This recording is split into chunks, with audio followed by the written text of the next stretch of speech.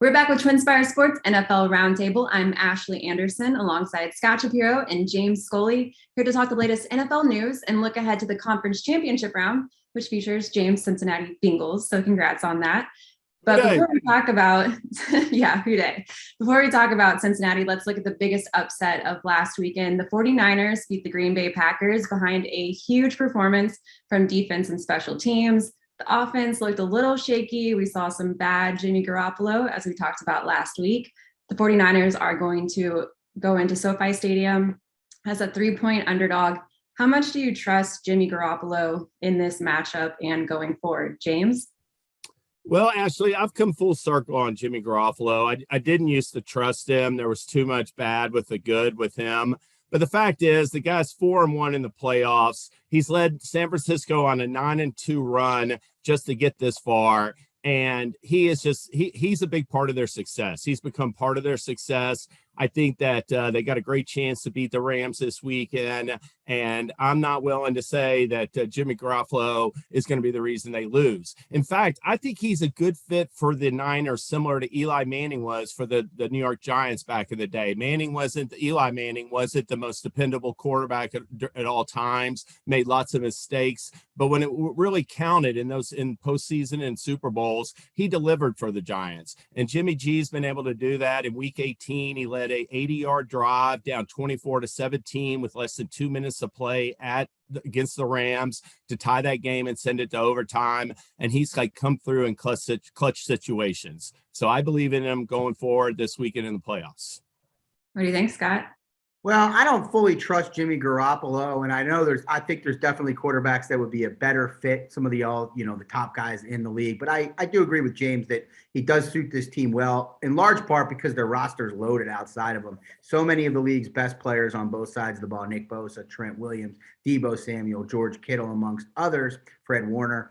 But Jimmy Garoppolo does have kind of a good skill set to play against the Rams, and he's shown it in the past, including in that Week 18 game when he brought them from behind multiple times to get the job done and get them to the playoffs. He throws those crossers and throws it to the middle of the field pretty successfully. I don't fully trust him, but on this team, I think he's good enough to get the job done. Yeah, trust is a key word here. I don't know with the game on the line that I feel totally confident he's not going to throw the ball away, but he has had some big play moments. We saw that even with the Bengals in the regular season. He hit Brandon Ayuk for the game winner in overtime. So you never know what you're going to get with Jimmy Garoppolo, but he certainly has proven that he can hang with some of the best of them. I mean, aside from that Super Bowl where he threw 2 interceptions, but he's improving. So, and I give him a lot of credit this year because in that Super Bowl season, they really didn't use him a lot down the stretch. He made some plays in the first half against the Chiefs, but then had some mistakes in the second half. This year, it's been a different story. You referenced the Cincinnati game. I talked about the Rams game. Even to come back, he had to lead some field goal drives in order to win that game on Saturday night against Green Bay. So he has, to me, elevated his play compared to 2 years ago, and he's part of their success. Jimmy G's reputation isn't the only one that's complicated. Aaron Rodgers, he's got quite, an up and down reputation, especially this season. And with his loss on Saturday, he's 0-4 against San Francisco in the postseason. How much do you think his defeat to San Francisco hurt his legacy? What do you think, Scott? I think it definitely hurt it, but I'm not on board with the fact that he's, a choker or that he is not one of the best quarterbacks that I've ever seen just because of his inability to win multiple Super Bowls. A lot of that has to do with the roster around him. Sure, it's disappointing when you lose at home as almost a touchdown favorite, and he has lost some games you would have expected to win, but oftentimes it has to do with a lack of weaponry around him. I don't necessarily think this game falls squarely on Aaron Rodgers. I know they only scored 10 points and only scored 3 after that touchdown drive to start the game. But, that offensive line, like many, have struggled to keep the Niners defensive front off of Rodgers, which is always going to play a role. We've even seen the greatest of all time, Tom Brady, struggle in the playoffs when there's pressure consistently on him. It definitely rattles opposing quarterbacks. So I'm not as hard as many on him in terms of his legacy. Sure, winning another Super Bowl will definitely propel him. But Dan Marino never won a Super Bowl, and he's one of the greatest quarterbacks to ever play, in my opinion. Well, what I would say is Aaron Rodgers, one of the greatest quarterbacks ever. I think the stats and just his career, touchdown passes, passing completion rate, touchdowns, interceptions, QBR. He's like tops in a lot of statistics. He's one of the greatest ever. But his postseason, what he's done in the postseason since winning a Super Bowl more than a decade ago, has hurt his legacy some, especially Saturday night's performance. He's a quarterback that spread the ball around to all of his receivers in every single game he played this year in the regular season. He'd throw the ball to at least 6 guys, maybe up to 9 guys in every game he played. Once they got bogged down in the second quarter, he didn't go anywhere but Davante Adams and Aaron Jones. Both guys had 9 catches, and he became, in essence, very limited in that playoff game. That kind of performance will affect his legacy moving forward. Scott's right. He has a couple seasons remaining. Perhaps he could change it. But right now, that game hurt him a little bit.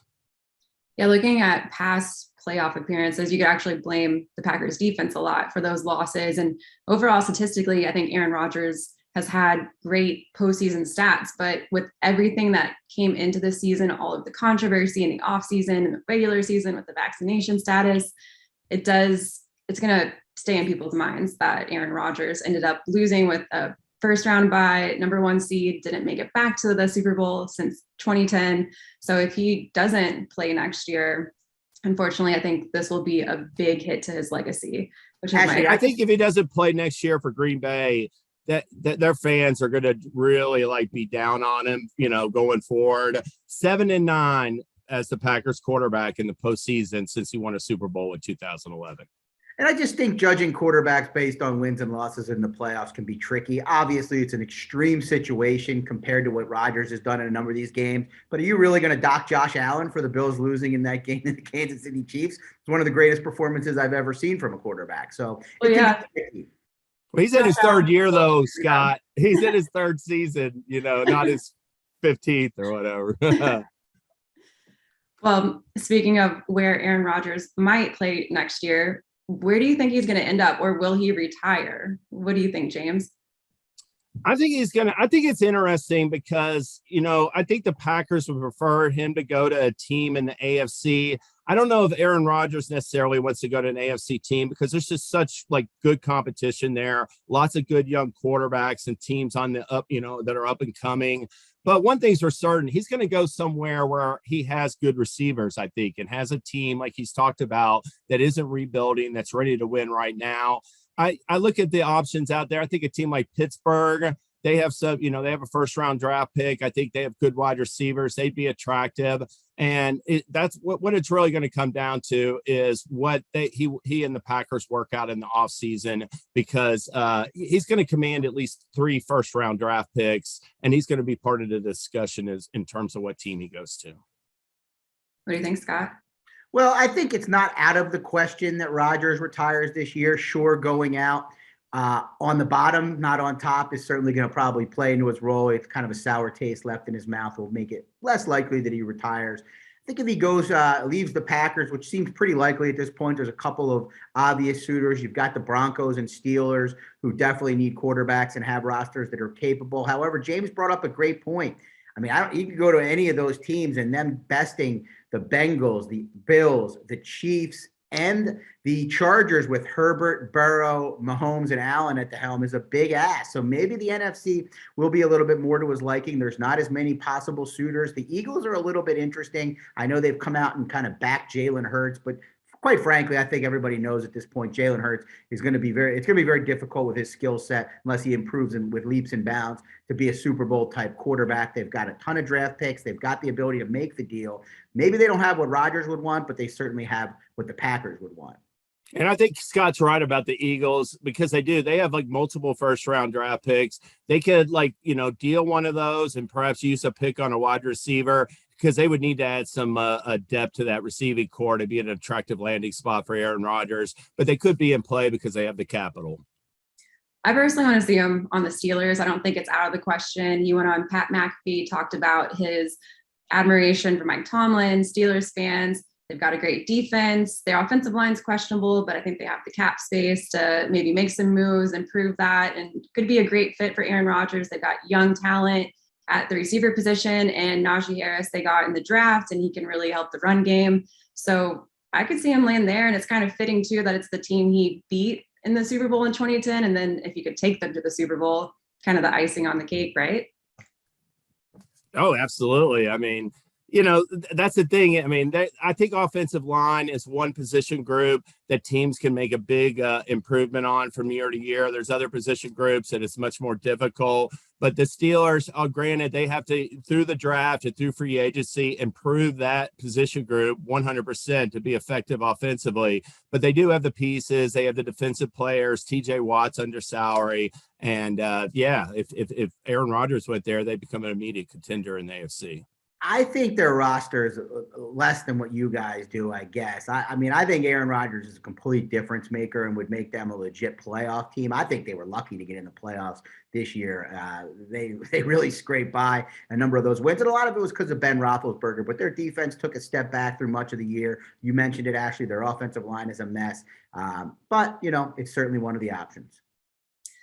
Well, Rodgers' future is not the only one in question. We've got Tom Brady mulling a retirement in the offseason after he lost a heartbreaker against the Rams last weekend. Do you all think he'll come back for one more try at a Super Bowl? What do you think, Scott? I think he will. I think, the talk now, we hear this a lot, especially with older players, talk of retirement, but it's an absolutely brutal season these guys go through after training camp, more than 4 months of play, the ups and downs of a normal season, mentally and physically, just so draining. And then you add to it the way the Bucs season ended. They lost several key positions, players to injury, Chris Godwin, the main one in terms of weaponry for Tom Brady. And then add to that, the Antonio Brown saga. Brady was very openly defensive of Brown when he came in. He let him live in his house. He always backed him. And then for the way it ended, that had to take a little bit of a toll. And then you add that his family situation. So I definitely understand why he's talking about it. But in the end, he went, he's still playing at a very high level, an MVP candidate for sure. And I'd be surprised if he doesn't give it one more shot. I'd expect him maybe to consider announcing before the season this is his last run, kind of going out in that manner, as opposed to doing it kind of out of the, a little bit out of the, random, towards the end of the year. So I think Brady plays at least one more year. Well, I think he'll be back, but I think there were some things that happened like late in the season in Tampa, some things behind the scenes that we don't know about that really, disgruntled him. I think the way the year ended left a bad taste in his mouth. So I think he's pissed off right now in a sense. And one thing that Brady has is he has leverage. Tampa Bay needs him a lot more than he needs Tampa Bay. So he's in a position to sit down with management, demand some changes, and basically, get his way on some things because he has that leverage. So he might as well use it. He's earned that right. But I do think he'll be playing again next year. And that's a great point, James, with the leverage, because Tampa Bay won the Super Bowl, obviously, a year ago, and they really went all in to keep this group, costing them some, situations in terms of salary cap in the future. If Brady leaves, this team is in complete rebuild mode immediately when that happens. If he stays, they're still a major contender. So totally agree with you on that point. Yeah, the family situation, he definitely has to talk to Giselle and his kids and see if they're on board for one more season. I think it is just one more season, but Brady has also said that if he feels like he can't play at an elite level, that's when he would call it quits. But he led the league in passing yards, touchdown passes, completions, attempts. Obviously, at age 44, he's still one of the best quarterbacks in the league. So I think he definitely wants to come back. And the way he lost, especially to almost come back and then to fall short, that's no way to retire, especially when you're the greatest quarterback of all time. So, I mean, of course, I want to see Brady back in the league. So I'm going to say, yes, he's coming back. I'm never going to say it's over. But we have to wait and see. But I think we're all right here. We're going to get one more year. But before we go, there's no Bucks, there's no Pats in the playoffs anymore. But that's okay. There's still a lot of excitement. Who do you all have in Super Bowl 56? James? Well, I'm going to say this. First off, I'm going to take both underdogs. I'm going to bet them plus the points. So from the betting perspective, I don't necessarily have to win. But if I'm picking the games, I like the Rams I like the Niners in the second game. I believe that the Niners are a team on the mission. I think these two playoff matchups against Green Bay and against the Rams favor them. They played well against both teams, have a psychological edge in a sense. And I think they're going to carry their form forward and be in Super Bowl 56. 56.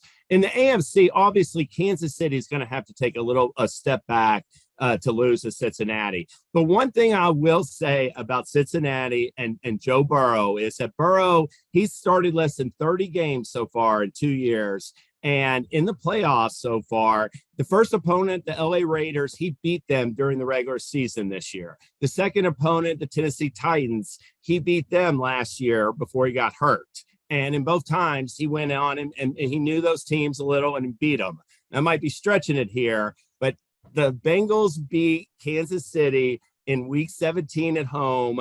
Mahomes threw for 260 some yards. Burrow threw for over 400, and he got the better of Mahomes in Kansas City. I think the third time's going to be the charm. I'm taking Cincinnati to win straight up. I got Cincinnati, San Francisco at Super Bowl 56. Wow, Scott, do you agree? Well, I agree with the Niners, as we've talked about before. I've been on them for several weeks now, backing them. And, I definitely am not overly confident that they can go into SoFi and beat the Rams for the second time this year and overall for the third time. And, a lot of we've talking about over the next several days about Kyle Shanahan owning Sean McVay. But I do think they're mentally tougher. We've seen the Rams now blow 2 big leads in the last several weeks. They did so against the Niners in that Week 18 contest. They were up 17-0, also had a touchdown lead with less than a couple minutes to play. And then they did so, obviously, we all know about it in the Tampa Bay game, did everything they could to lose. Matthew Stafford bailing them out with the bomb, the Cooper Cup. I just think Niners a little mentally tougher, but nothing would really surprise me there. I do think the Bengals have a lot more grit than is spoken about. They haven't played incredible offense. Their offensive line has issues. I think it'll be tough for them to win that game outright. I do think they keep it close. Keep in mind, in that game that James spoke about, Travis Kelce was his first week back from COVID. Tyreek Hill rushed back the week before because of COVID. Those guys looked like they were finally at the top of their game again in that matchup against the Bills. So it'll be tough to beat them, but I do think the Bengals keep it close. All right, so you've got Chiefs and 49ers? 49ers in the Super Bowl. All right, I'm going Chiefs Rams. I want the Bengals to win, but the way that offensive line played last week, I don't feel very confident. This is a revenge match in Arrowhead. The Chiefs looked like the Chiefs of last year. That offense against the Bills, that was just the most impressive game I've seen in a very long time. I think the Rams, as bad as they looked in the second half against the Bucks, I do think they're going to take that as a lesson. And they had, a 17-point lead on the 49ers in week 18. So I think they're going to edge them out in this game. And we're going to get, hopefully, the magic of the 2018 Monday Night Football game. Rams Chiefs, 105 points in that game.